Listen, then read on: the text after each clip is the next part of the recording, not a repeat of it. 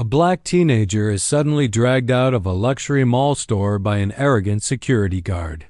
Onlookers whisper, but no one intervenes. The boy's calm silence contrasts with the guard's aggression until one powerful line shifts the atmosphere, setting the stage for an unexpected twist. "We don't want troublemakers like you here." The words sliced through the polished air of Crestwood Mall, bouncing off the marble floors and glass storefronts like a slap in the face. Shoppers froze mid-step, their conversation silenced as eyes darted toward the commotion. A heavy-set white security guard, badge gleaming under the fluorescent lights, had one meaty hand locked around the arm of a slim black teenager. The boy couldn't have been more than 16, backpack hanging loose from one shoulder, sneakers scuffed but clean. His other hand gripped a small shopping bag, its paper edges crumpled from the sudden force. The guard's face was red with authority, chest puffed out as though the entire mall were his kingdom. "You think you can just walk in here, huh? Looking suspicious? Hands in your pockets, lurking around the stores." "Not on my watch." Gasps rippled across the food court. A mother clutched her daughter's shoulder, whispering. A group of teenagers pulled out their phones, hungry for footage. Employees peeked nervously from behind their counters but stayed rooted, unwilling to risk their jobs. The boy didn't resist. He didn't plead. His dark eyes remained steady, calm, almost detached, as though the scene had played out in his life too many times before. He allowed himself to be pulled, the solace of his shoes screeching lightly against the glossy tile. Humiliation was deliberate. The guard yanked harder than necessary, dragging him across the open floor instead of toward a quieter corridor. Authority turned into spectacle. "You don't belong in high-end stores." The guard sneered, snatching the shopping bag from the boy's hand. He ripped it open, scattering the contents, a neatly folded hoodie and a small box with a ribbon. Across the floor. "Trying to steal, weren't you?" "You people always do." The hoodie slid across the tile, coming to rest at the feet of an elderly couple who quickly stepped back as though it carried disease. A hush fell. The boy bent down slowly, picking up the hoodie with careful dignity.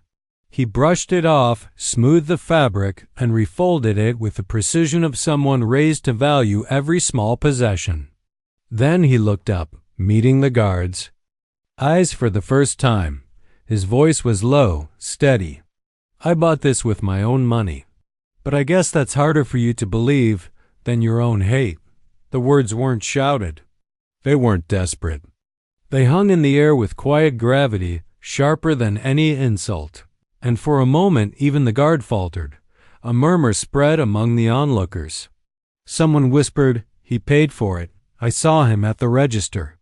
Another voice added, "Check the receipt." But the guard shoved the folded hoodie back into the boy's chest with disdain. "You think your little speech scares me?" His tone cracked with forced authority. "Not in my mall." But the boy didn't cower. He didn't cry. He held the guard's stare and replied with a line so simple it silenced the entire court. "One day, you'll regret putting your hands on me."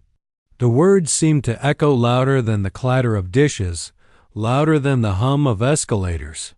It wasn't a threat, it was a prophecy. A statement delivered with a confidence that didn't match the boy's age.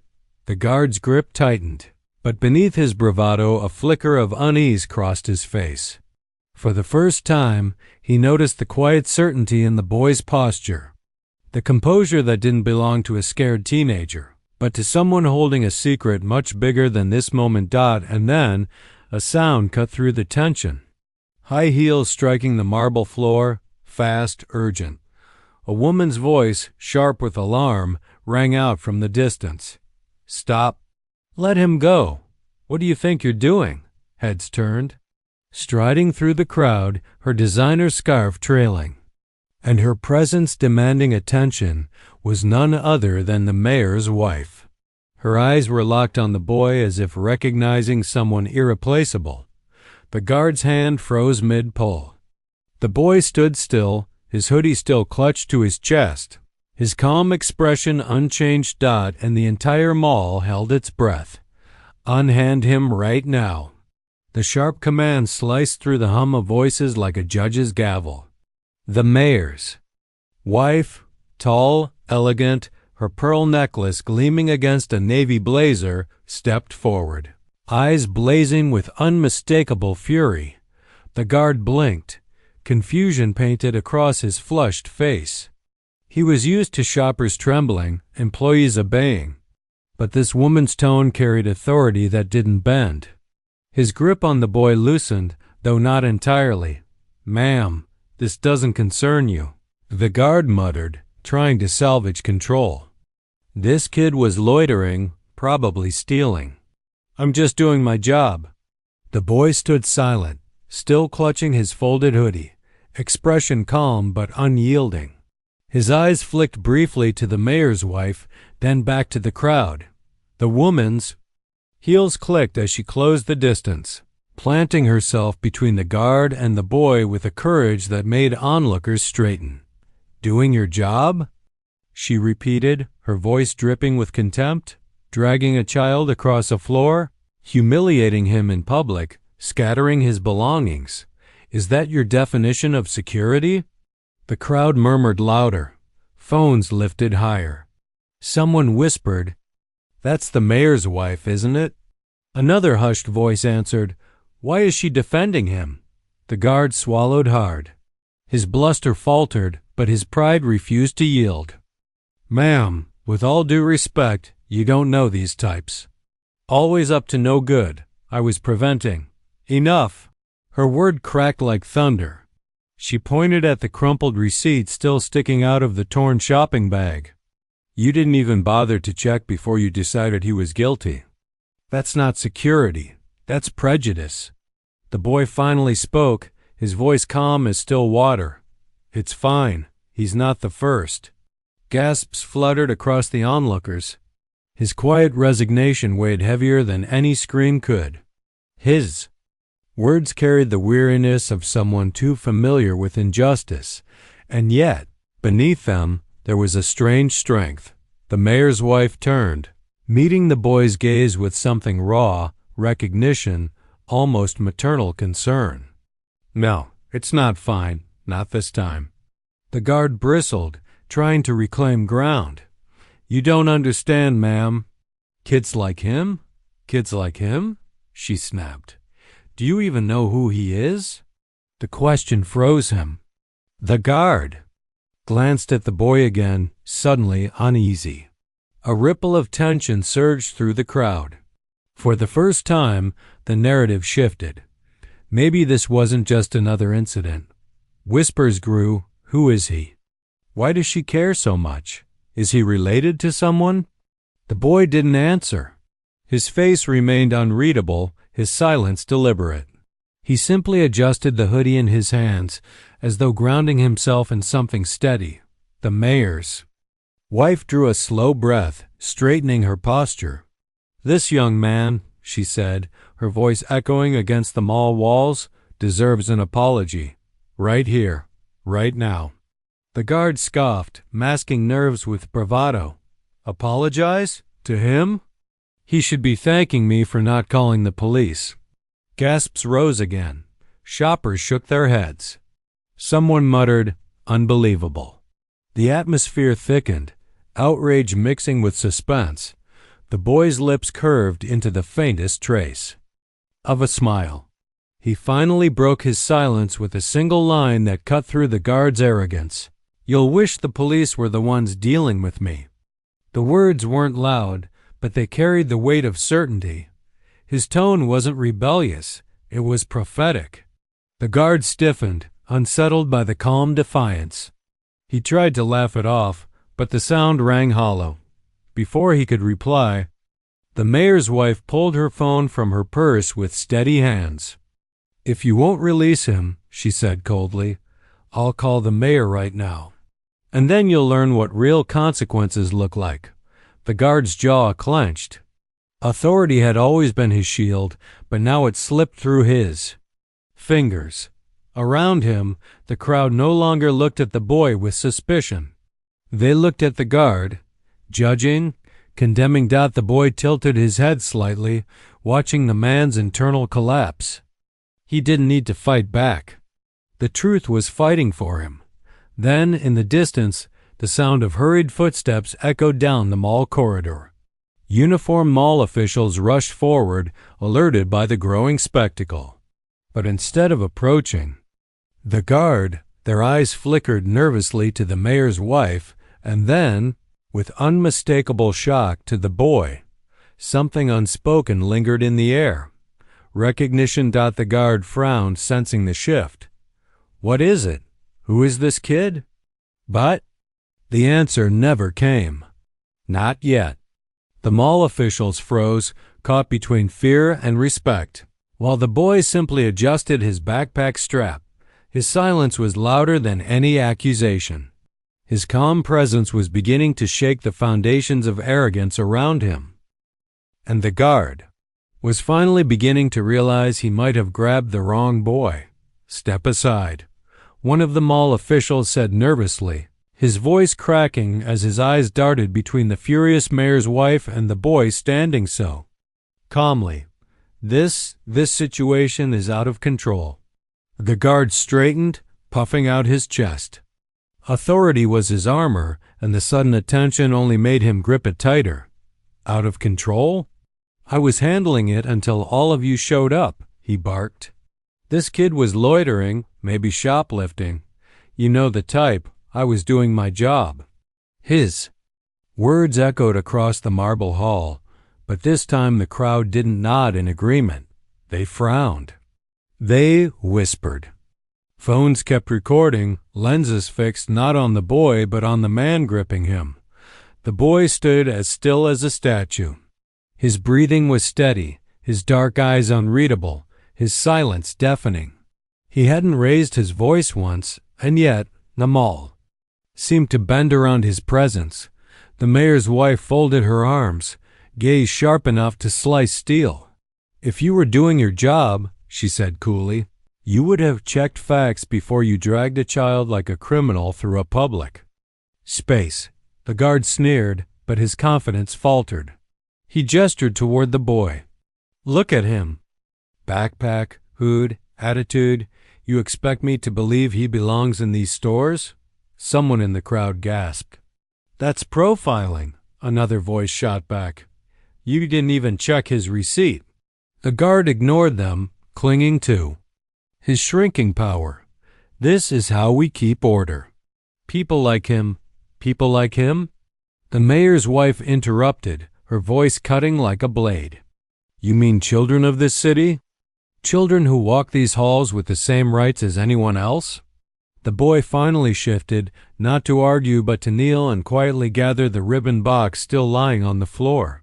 He brushed the dust off, tied the ribbon neatly again, and held it gently, as though the gift inside mattered more than the chaos around him. His composure seemed unnatural for his age, unsettling for the guard who expected fear. The whispers swelled. Why isn't he scared? Why is she protecting him? Who is he really? The mall officials exchanged nervous glances. One of them leaned closer to another and whispered, but his voice carried just enough for the crowd to catch fragments. Can't afford a mistake. Not with him? The guard stiffened. What are you talking about? He demanded. Who? Is this kid? The official cleared his throat, avoiding eye contact. That's not for you to question right now. The guard's face turned crimson. Authority slipping from his hands, pride boiling over, he pointed a trembling finger at the boy. You see? This is exactly what I'm talking about. He's dangerous. Everyone's acting like he's some kind of enough. The boy spoke again, voice calm, steady, almost too calm. He didn't shout, didn't argue. Just one word, enough, and somehow the air shifted. The chatter stilled, the crowd leaned in. He lifted his gaze, locking eyes with the guard. You don't even know what you've done. But soon, everyone will. The guard laughed, a hollow, desperate sound. "Oh, yeah? And what's that supposed to mean?" The boy didn't answer. Instead, he adjusted the strap of his backpack and turned slightly, as if to walk away. His dignity, his refusal to explain himself, only deepened the tension. The mayor's wife placed a steady hand on his shoulder. The gesture wasn't just protective, it was reverent, almost as if touching someone far greater than the crowd realized. The whispers flared again. "She knows him. She really knows him. Wait, is he connected to the mayor?" The guard's heart pounded. The walls of confidence he had built over years of unchecked power were cracking, brick by brick. Still, his arrogance clawed for survival. "No," he growled. "I don't care who he is. Rules are rules. And I'll be damned if I let some punk walk away like a hero." The boy tilted his head, expression unreadable, and murmured just loud enough for the guard to hear. "Heroes don't drag children across floors." The words struck harder than fists. The guard's bravado faltered, his jaw tightening as the crowd erupted in murmurs again, and then a new sound. A ringtone, loud, clear. The mayor's wife lifted her phone, glanced at the screen, and her expression hardened. "It's him," she whispered, almost to herself. "The mayor!" the crowd gasped. The guard's face drained of color, and the boy simply stood still, as though he had been waiting for this call all along. The stage was set. The truth was inching closer, and the guard's downfall had only just begun. The mayor's wife lifted the phone to her ear, her face stern, her voice sharp enough to pierce the tense silence. "Yes, it's happening again," she said, eyes never leaving the guard. "Right here, in front of everyone." The crowd exchanged uneasy looks. Again?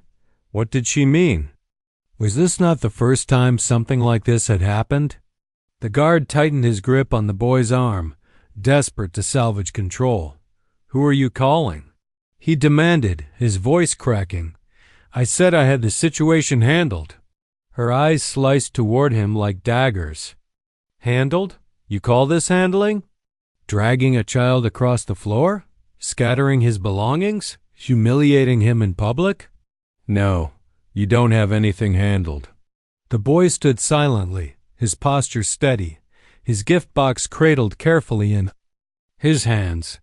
He hadn't said a word since his last quiet remark, but his very presence was louder than the shouting. The calm way he breathed, the unbroken line of his gaze, it unnerved the guard more than any resistance could. The mayor's wife spoke into the phone again, her tone clipped and controlled. "Yes, he's right here. I'm standing with him." "You need to come." She paused, listening, then nodded. "Good. Hurry." The word hurry sent a ripple through the crowd. Everyone understood what it meant. The mayor was on his way. The guard tried to laugh, but it came out brittle. "You're bluffing. The mayor doesn't get involved in mall business. Not for a shoplifter." The crowd hissed in disapproval. Someone shouted, "He paid for his things. We saw the receipt." Another voice chimed in, "Stop calling him a shoplifter." The guard ignored them, his pride refusing to bend. He yanked the boy's backpack strap. "Say something," he barked. "Admit what you were doing." "Here." The boy finally lifted his chin, his eyes calm, his voice low but steady. "I was shopping." The simplicity of the answer stung more than defiance would have. The crowd chuckled bitterly, and a woman near the fountain muttered, "Shopping, that's it. And look at this circus." The mayor's wife lowered her phone, slipping it back into her purse with deliberate care. She turned fully to the guard, stepping so close he could see the fury burning in her eyes. "Do you realize what you've done?" The guard scoffed. "I did my job. I stopped a suspicious kid. That's what you pay us for." "Suspicious?" she repeated coldly. "You mean black. You saw a black teenager holding a bag and decided he didn't belong. That isn't security. That's cowardice." Gasps rang. Out. Several shoppers nodded, murmuring in agreement. The official shifted uncomfortably, but none dared defend the guard. The boy adjusted his gift box, the ribbon neatly tied once more. His calmness was unbearable for the guard, who wanted him to lash out, to scream, to confirm his own prejudice. Instead, he stood like unshakable stone. The boy's voice broke the silence again, soft, measured, heavy with weight. "You're not just humiliating me, you're humiliating yourself." The words hit like thunder. The guard's face flushed crimson, his jaw clenching. He opened his mouth to fire back, but the sound of approaching footsteps cut him off. Dozens of heads turned at once. At the far end of the gleaming corridor, security radios crackled. A new wave of officials rushed forward, but this time they weren't coming to back up the guard.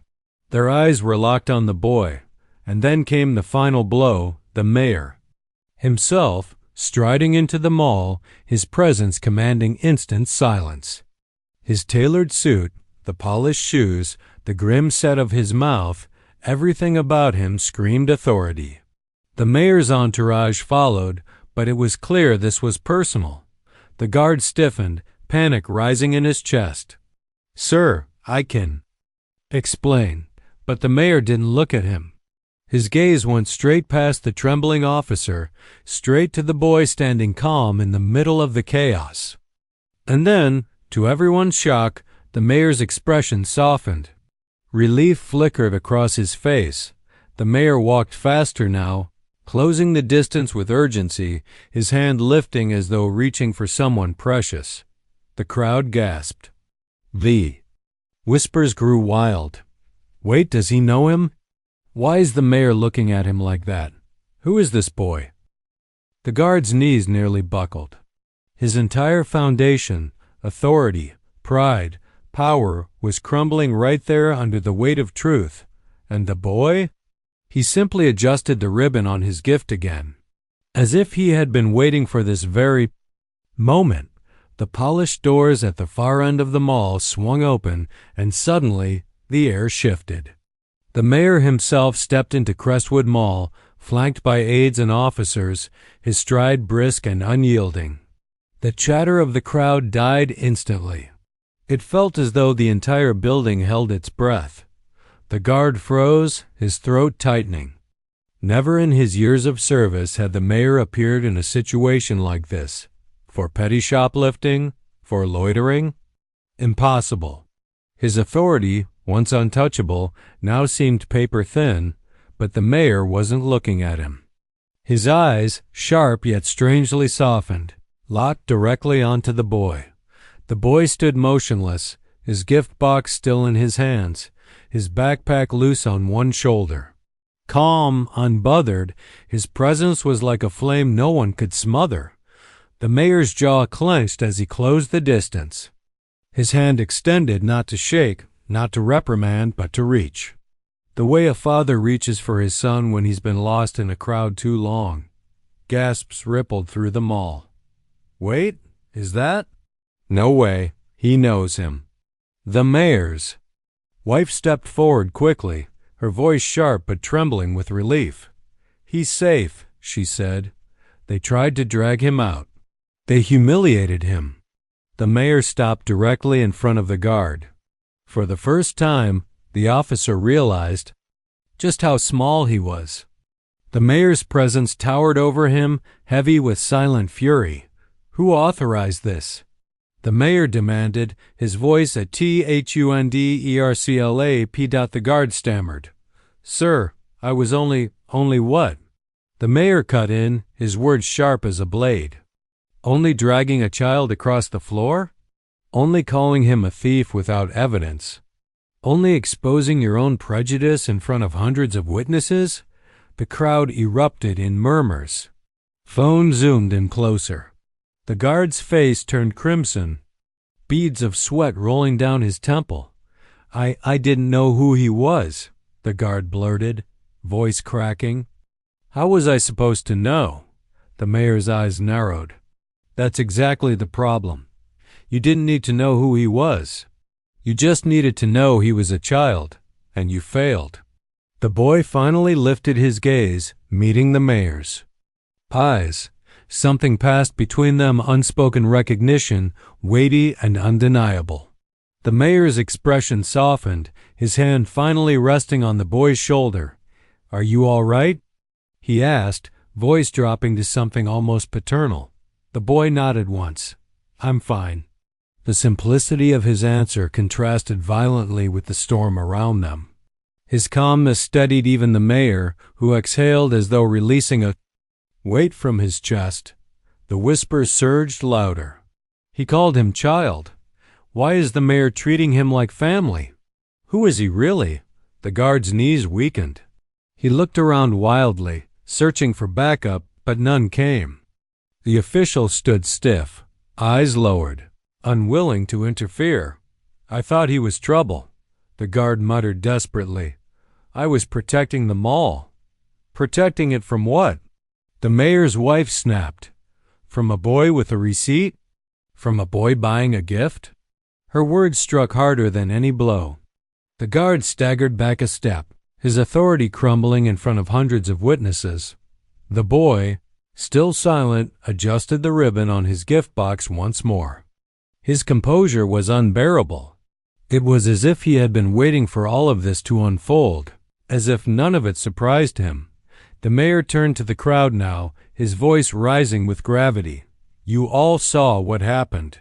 You saw a child accused, humiliated, dragged across the floor for no reason other than the color of his skin. This is not security.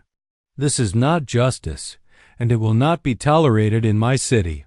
The crowd burst into applause, shouts of agreement echoing through the hall. For once, silence did not reign. It was replaced with outrage, with solidarity. The guard's chest heaved. He looked smaller now, swallowed by the eyes condemning him. And yet, the mystery remained, because as the mayor's hand stayed firm on the boy's shoulder, as his gaze lingered with unmistakable familiarity, one question burned hotter than all the rest. Why did the mayor care so much? The crowd didn't know. The guard didn't know. But the boy's silence suggested he did. And the answer was about to shake more than just one man's pride. It would shake the city itself. The mall had never been this loud. Dozens of phones stayed raised, their red record lights glowing like unblinking eyes.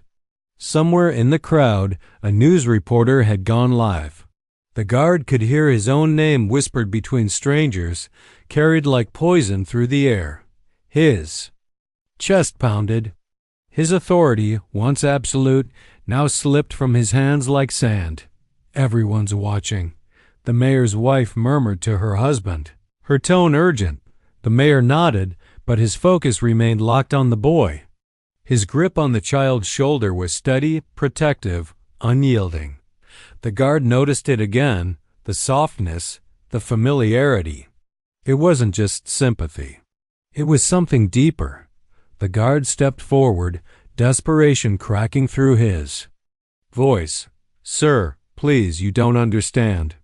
I was only trying to—" The mayor raised a hand, silencing him instantly.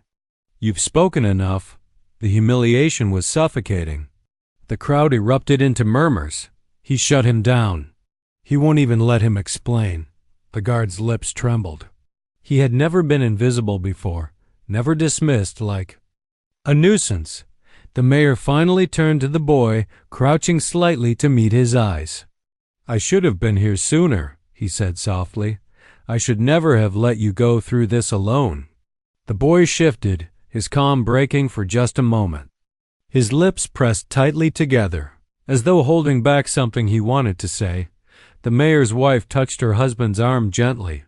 "They don't know," she whispered. "Not yet." The mayor straightened. He looked at the crowd, hundreds of expectant eyes, burning with curiosity. Then he glanced at the boy, who gave the faintest nod. Permission. The mayor inhaled deeply. His voice carried across the entire mall. "This boy is not just any boy. He is my son." The crowd erupted. Gasps, shouts, disbelief ricocheted off the polished marble walls. Phones shot higher into the air, catching every angle of the revelation. The guard's knees nearly buckled. His face drained of color. "Son?" "Yes," the mayor continued, his hand firm on the boy's shoulder. "He is my son. My family. And today he was dragged, insulted, and nearly arrested in the very city I swore to protect. What does that say about us? What does that say about justice here?" The crowd roared with both anger and applause. Some cried out in outrage at the guard, others cheered for the mayor's courage. The boy remained calm, but his silence was powerful. He stood beside the mayor, his head high, as though this was the moment he had been waiting for. The guard stumbled forward, his voice cracking. I didn't know. I swear, I didn't know he was your—" "Exactly," the mayor thundered. "You didn't need to know. You should have treated him with respect simply because he is human. But you didn't, and now the whole world has seen what you truly are." The words cut deeper than any punishment. The guard's chest caved in, his breathing ragged. The stares burned holes through his uniform, stripping him of everything he thought he was. A voice from the crowd shouted, "Fire him!" Another yelled, "He should be arrested." The calls multiplied, swelling into a chant. "Fire him! Fire him!" The guard shook his head wildly, panic taking over. He tried to raise his hands, to beg, but no one listened. His power was gone. The mayor, however, raised his hand once more, and the crowd silenced instantly. His voice was heavy, with finality. "Justice will be served. Not because he insulted my son, but because he insulted every child who looks like him. Every parent who fears for them. Every family who deserves better." The boy finally spoke then, his voice calm but strong. "I didn't want this to happen," he said. "I just wanted to buy a gift. But maybe it had to happen for people to finally see." His words pierced the silence. Even the harshest critics in the crowd softened. For a boy so young, his strength outshone them all. The guard crumbled inside. His career, his reputation, his pride, it was all slipping away, crushed under the truth. The mayor placed an arm fully around his son now, guiding him away from the scene. But before leaving, he looked back at the guard one last time. His eyes were cold, merciless. "You've lost more than your badge today," he said. "You've lost your place in this city." And with that, the mayor and his son walked forward, swallowed by a wall of cameras and applause. The guard, however, was left standing in the shadows, broken, despised, and utterly alone. The echo of chants still rang in the guard's ears long after the mayor and his son had walked away. "Fire him! Fire him!" The words weren't just chants, were daggers, stabbing over and over. His throat felt dry as dust. But cameras swarmed closer, microphones shoved toward his face. "Do you have anything to say for yourself?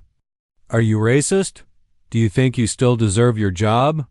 The guard's lips trembled as he stuttered, I was only doing my job. He was suspicious, that's all. Anyone in my position would have done the same." But even as the words left his mouth, he heard how weak they sounded. The crowd didn't soften. The cameras didn't blink. His defense crumbled in the face of the truth. Somewhere behind the media wall, the mayor was guiding his son through the crowd, protecting him like a shield. The boy's expression was calm, but inside his heart raced. He had been silent for so long, years of enduring stares, whispers, and being othered even while living in a powerful home. Now the city was listening. And maybe it was finally time to speak. He stopped walking, tugging at his father's sleeve. The mayor looked at him, confusion flickering across his face. "Are you okay?" The boy nodded, but his voice was steady, almost commanding. "I need to say something to everyone." The mayor hesitated. Cameras were everywhere, chaos buzzing in the air. But then he saw the fire in his son's eyes, the kind that could not be contained. Slowly, he gave a nod. The boy stepped forward, moving, past his father and into the center of the crowd. Silence spread like wildfire.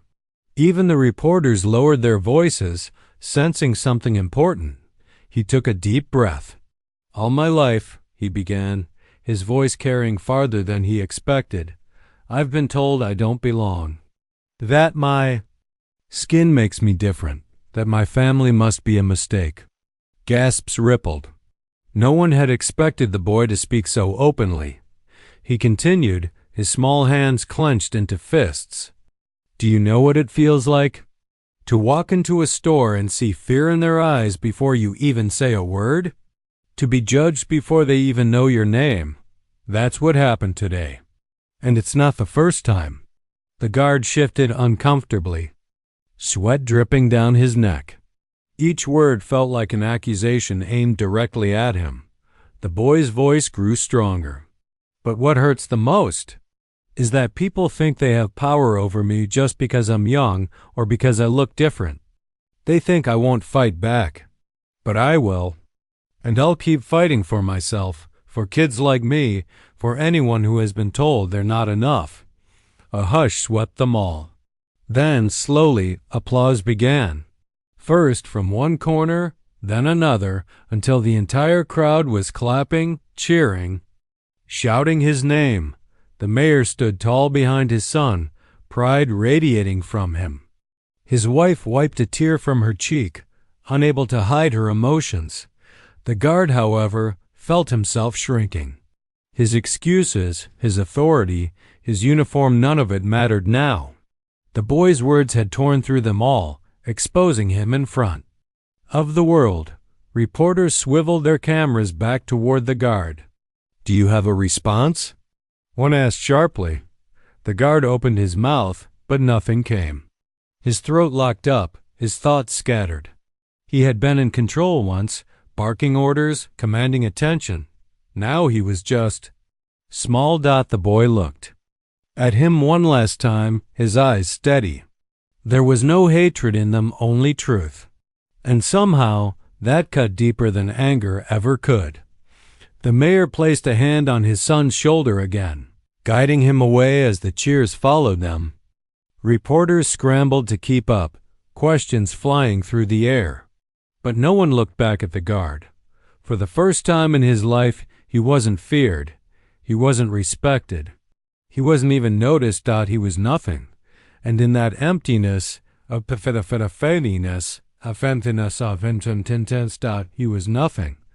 Dangerous thought began to form, a thought that whispered, "They'll regret this. They'll all regret this." The night sky hung heavy over the city, clouds swirling as if reflecting the chaos on the ground. News vans lined the street outside the mall, lights flashing, reporters speaking urgently into their cameras. Tonight, a mall security guard faces public outrage after allegedly targeting the mayor's adopted black son. One anchor declared, "The footage has gone viral, sparking protests and calls for his immediate firing." Clips of the confrontation looped endlessly across screens, him grabbing the boy's arm, the crowd shouting the mayor's furious arrival. Over and over, his shame replayed for millions to see. Inside his small apartment, the guard sat slumped on his couch, his phone buzzing non-stop with messages. Some were from old colleagues. "Man, what did you do?" Others were far harsher. "Racist pig. You deserve to rot. Wait till we find you." His hand shook as he threw the phone against the wall, shattering it. "They don't understand," he muttered. To himself, pacing the room. "I was doing my job. I'm not the villain here. He made me look like a fool." But no matter how he twisted it in his mind, the truth was undeniable. The boy hadn't done anything wrong. He had, and now his life was unraveling. Meanwhile, across town, the mayor's mansion glowed warmly under the soft hum of city lights. Inside, the boy sat curled on the couch, a blanket draped over his shoulders. His mother, the mayor's wife, sat beside him, gently stroking his hair. "You were so brave today," she whispered. "I've never been prouder of you." The boy's lips quivered. "It didn't feel brave. I was scared. I didn't know if anyone would listen." Tears welled in her eyes. "Baby, they didn't just listen, they heard you. You gave them the truth they've been ignoring for too long." He leaned into her, finally letting the tears spill. "I'm so tired, Mom. Tired of always proving I belong. Tired of being treated like I'm invisible, or worse." Her arms tightened around him. "You don't have to prove anything to anyone. You are ours. You are loved. And nothing in this world will ever change that." For the first time in a long time, the boy felt safe. Safe to be vulnerable, safe to be himself. His father might carry the weight of the city, but in this quiet moment, his mother carried the weight of his heart. But outside their home, the world was anything but quiet. Protests had erupted downtown, crowds chanting for justice. Social media. Hashtags blazed across every platform. Hashtag justice for him. Hashtag end racism now. Hashtag stand with the Mayerns. Celebrities, activists, and ordinary citizens poured their voices into the movement. Overnight, the boy had become a symbol of something larger than himself. And the Guard? He had become the symbol of everything they were fighting against. Back in his apartment, the Guard stared at the cracked screen of his TV, which still played coverage of the protests. His face flashed across the broadcast, his name, his record, even old complaints that had once been buried. Now they were front-page news. He gritted his teeth. "They want to destroy me? Fine. But they don't know what I'm capable of." His fists clenched as a dangerous idea began to harden. He couldn't win in the court of public opinion. But there were other ways to make them pay. Other ways to remind them he still had power. Across the city, the mayor stood at his office window, looking out at the sea of protesters below. His advisors were panicked, warning him that the scandal was threatening to spiral out of control. But his eyes weren't on the crowd. They were on his son who had spoken with courage beyond his years, who had shifted the city's heart with nothing but truth. A storm was coming. He could feel it, but this time they would not stand. Alone, the city pulsed with unrest. Every corner was alive with chants, signs, and anger that wouldn't die down. From the courthouse steps to the mall where it all began, thousands gathered, demanding justice. Helicopters circled above, their searchlights cutting through the night sky. But in a dingy apartment miles away, a different kind of storm brewed. Security guards stood at his kitchen counter, staring at an old badge he'd once worn with pride. His uniform lay crumpled beside it, stained with sweat and regret. His hands trembled as he reached for a half-empty bottle of whiskey, gulping it down to drown the roar inside his head. "They think they can erase me," he growled, pacing like a caged animal. "That kid humiliated me. The mayor ruined me. And now the whole world laughs at me." On the flickering TV, the boy's face appeared again, calm, resilient, a symbol of hope for the city. The guard's eyes narrowed. "He took everything from me. If they won't give me respect, I'll take it back myself." He opened a drawer and pulled out a pistol, cold steel glinting under the dim light. His breath came faster. A dangerous decision had been made at the mayor's mansion. The atmosphere was tense but hopeful. Inside, the boy sat at the dining table, finishing a bowl of soup while his mother hovered protectively. The mayor returned from a long day of press conferences, exhaustion etched on his face. "Any news?" his wife asked softly. "The protests are growing," he said, loosening his tie. "But the people are with us. They believe him. That's more powerful than anything else." The boy looked up nervously. "Do you think it's over?" The mayor knelt beside him, cupping his son's shoulders. "Not yet. But soon. The truth always wins in the end. It was a comforting lie.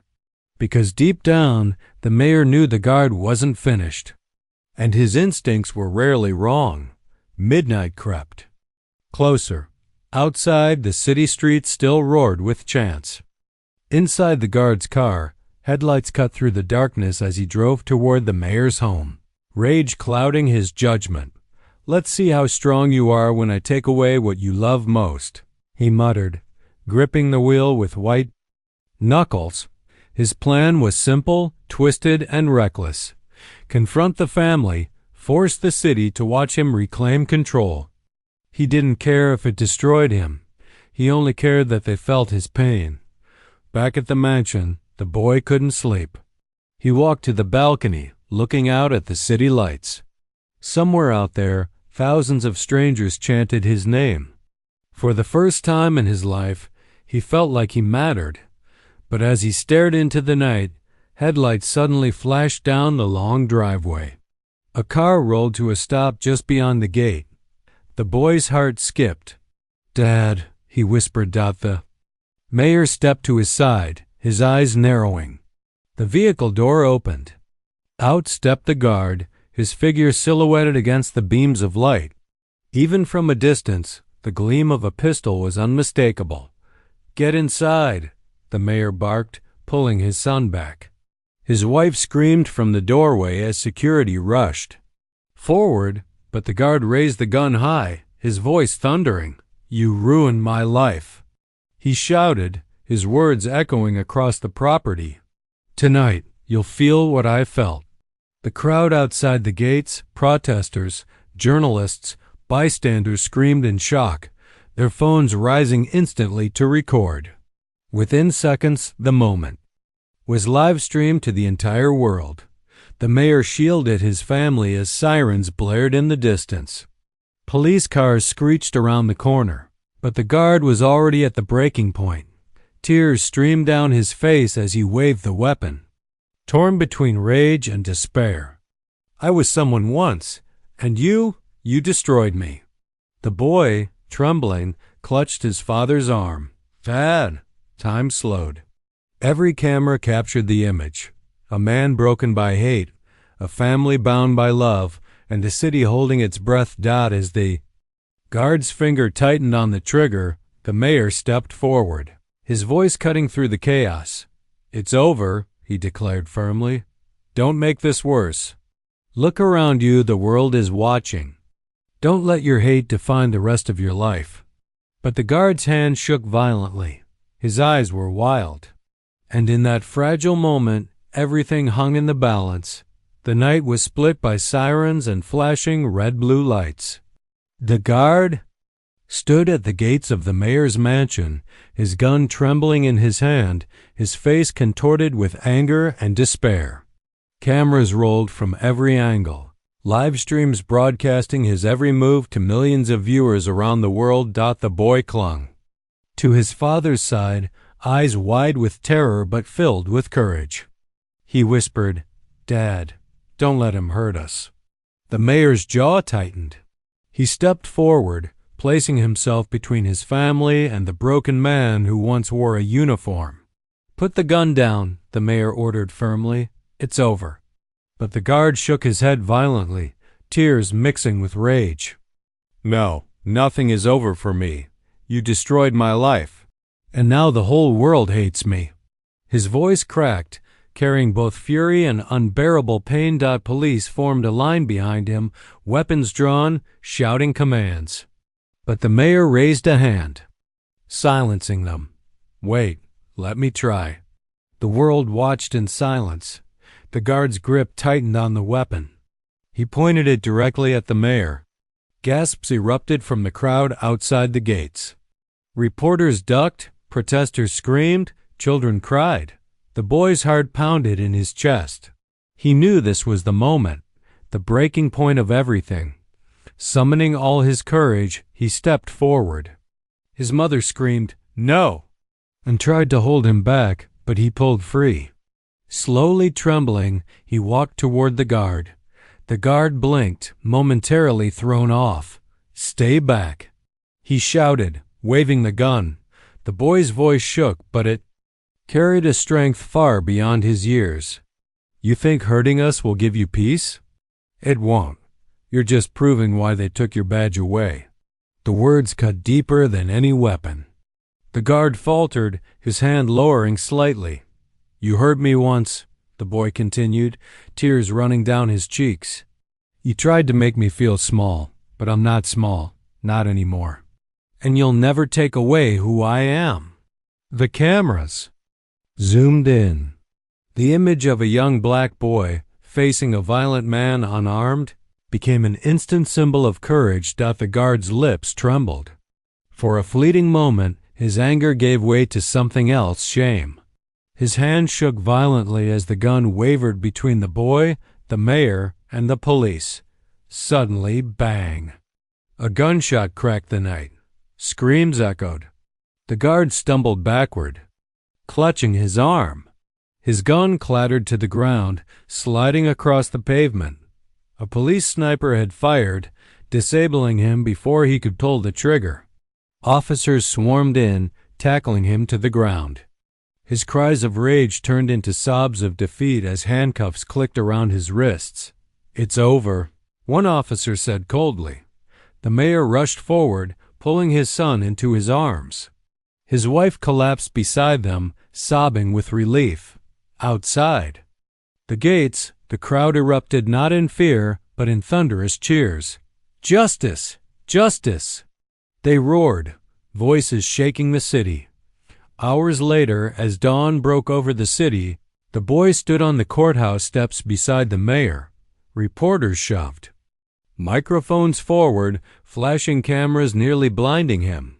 The mayor placed a proud hand on his shoulder. "This boy," he said, his voice booming, "is the reason we stand here today. He faced hate with courage. He showed the world that dignity cannot be stolen.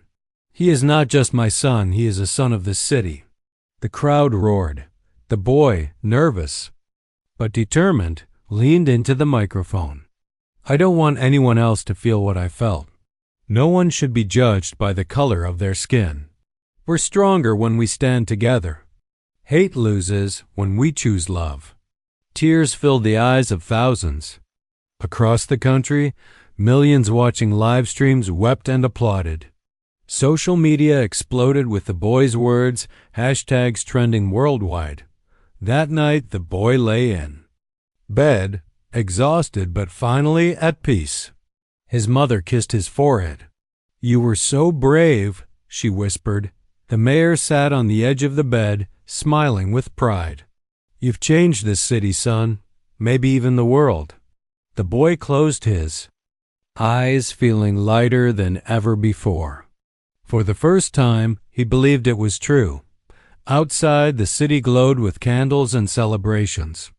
His name was on everyone's lips, not as a victim, but as a hero. And the guard? He sat in a cold prison cell, the echoes of his rage replaced by the silence of his downfall. Justice had been served. Hate had lost, and the young boy's courage had written history.